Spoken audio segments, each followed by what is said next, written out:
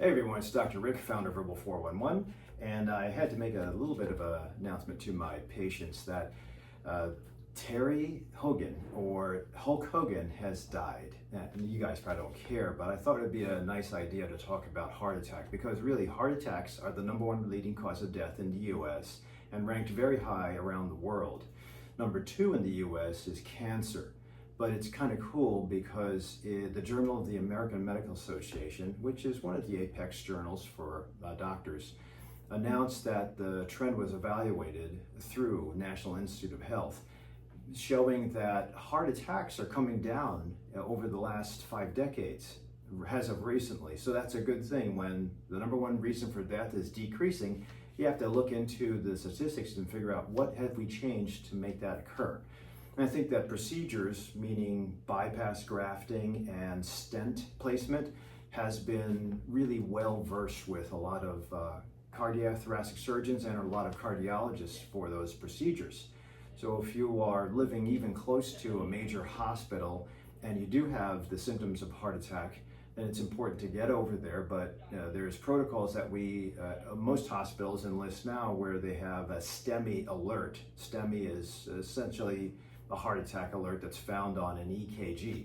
This here is an EKG. This is what doctors use, especially in the immediate care center or in some doctors' offices, definitely in the ER, to assess whether the electrical current that's given off by the heart is showing signs of a narrowing or a choking off of one of those 4 or 5 blood vessels of the heart. When the heart blood vessels choke off, then the heart muscle goes through death because there's no more oxygen. So it's really important to listen to your body as far as the symptoms. It's usually chest pain, arm pain down the left, chest pain that gets difficult to breathe with. All those symptoms, or even dizziness in that, all those symptoms are warning signs. And when you get to the doctor's office, the immediate care center, the emergency room, we'll deploy an EKG, which is really quick, and we'll tell you, okay, we have a problem or we don't have a problem. Typically after that, the next thing is we do blood tests, specifically troponins. They used to do these old things called CKMBs, but troponins are more accurate. And if your troponin elevation is found in the first of 3 tests, then we keep you and we do further testing.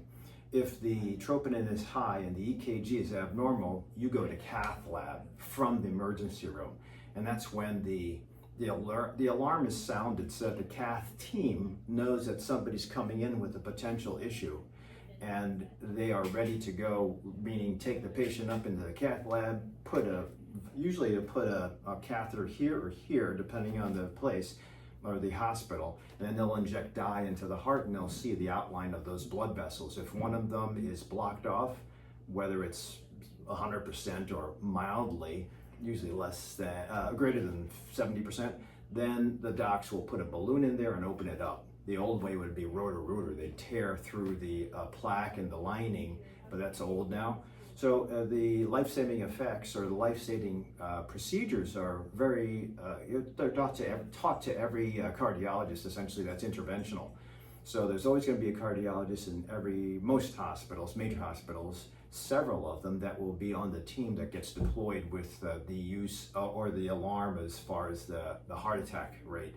So it's really important to know your symptoms. And if you know your symptoms, then we go ahead and deploy, or we get you evaluated. And once we get you evaluated, we decide whether it's a true heart attack or not. But bottom line is that you should be able to be in contact with your doctor or a hospital. A lot of people will not know their symptoms, especially women. They don't present with typical chest pain. It's atypical.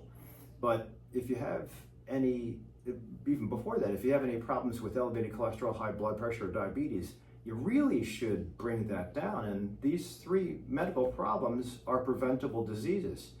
The problem is a lot of people don't want to take medicines. They don't want to take statins. They don't want to take Registrice, which I suggest. They don't want to use berberine or metformin or medicines to lower glucose. And that could be a problem, especially if you ignore it because you don't have any symptoms.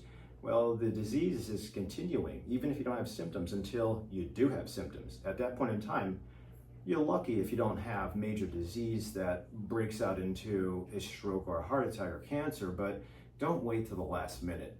So my patients, I always suggest that we try as much as possible lifestyle education as far as exercise or calming practice, stress reduction in addition to nutrition.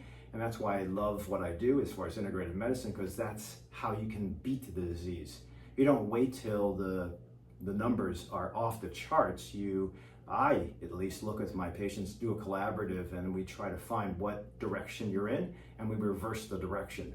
But that has to be done early, and it usually has to be done when you don't feel any symptoms. So in a standard wellness exam, I don't think that most of my colleagues do the full panel, and sometimes it's deemed not necessary because we'll wait until the disease shows its head. I wouldn't wait. I would intervene when people are young, usually 30 years of age to 40 years of age, because the symptoms will come out when you're 50 or 60, but don't wait till then. Get the analysis and done properly and early. Standard lipid panels are 4 panels. I do apoprotein Bs, I do high sensitivity CRPs, homocysteines, I do a couple other things too. And then I challenge the patients with their blood pressure, because all those things are important to bring down. Since I've had disease in my family as far as cancer, not death, but cancer, I've really become more strict with myself and my patients. So that's a shame that Terry Hogan died of a heart attack, but you can probably find this out online, but he had bypass about a week ago. And we don't know how many vessels he had bypassed at the Cleveland Clinic. But again, this is public information. However, usually within a couple of days of the bypass, if there's going to be death, it's 3 days or so, and it's major complications. But within a week of bypass, there's usually an issue with a possible heart attack after bypass, which is probably what he died from, or something called decreased or low cardiac output syndrome, or arrhythmia. Those are the 3 things that usually produce problems within 7 days. It's not announced as far as which was his issue, but arrhythmia usually doesn't cause a problem. That's like atrial fibrillation, which can happen after bypass. But the 2, whether it's a heart attack after bypass, maybe. The low cardiac output syndrome, maybe, definitely. I mean, he probably had a big heart because of his size. Some would say whether he has gigantism or acromegaly, probably not, but either way, an athlete will usually have a well-functioning cardiac output. I think when you have a cardiac output, or the force of the cardiac pump, when it drops below 40 and then you have bypass, that's a lot of damage. So God rest his soul, but hopefully we can learn from his death by being more proactive. Lower your cholesterol, so that means LDL and apoprotein B. Lower and lock down your blood pressure. So I don't care if you're an athlete and you have white coat hypertension, lower it. 120/80 is the suggestion based on the Sprint and the Accord trials. And then don't become a diabetic. Reverse that. Lose weight. Get on Ozempic. It doesn't matter, but be preventative early on before the disease occurs, and hopefully it will save lives and not have loss of family. But God rest his soul. But if you have any ways that you've intervened with your cholesterols or your blood pressures, or if you've had bypass or stenting, please put them in the comments down below. By the way, one thing, stenting is easy to perform in most major hospitals now, but when you go in with anguishing chest pain and you have a stent within 30 minutes and then you have no more chest pain, it's kind of I found my patients that have had that, it's kind of hard to make the major lifestyle change later on because you don't have any more pain. The folks that have bypass, where you have this thing called a zipper in the front and you going through cardiac rehab and you can't breathe because you have new vessels, that is a reminder constantly, and those folks usually change their life. But when you have a stent or a balloon, unfortunately, the statistic used to be within 6 years, if you didn't change your life, you'd go on to a bypass. So just because you have a life-saving procedure doesn't mean you're off the hook. You still have to make lifestyle changes. So you either do the lifestyle changes now or you do them later. But one way or another, you have to make the changes. I don't care how healthy you are. So thanks for watching. Please consider subscribing. Otherwise, I'll see you at the next video.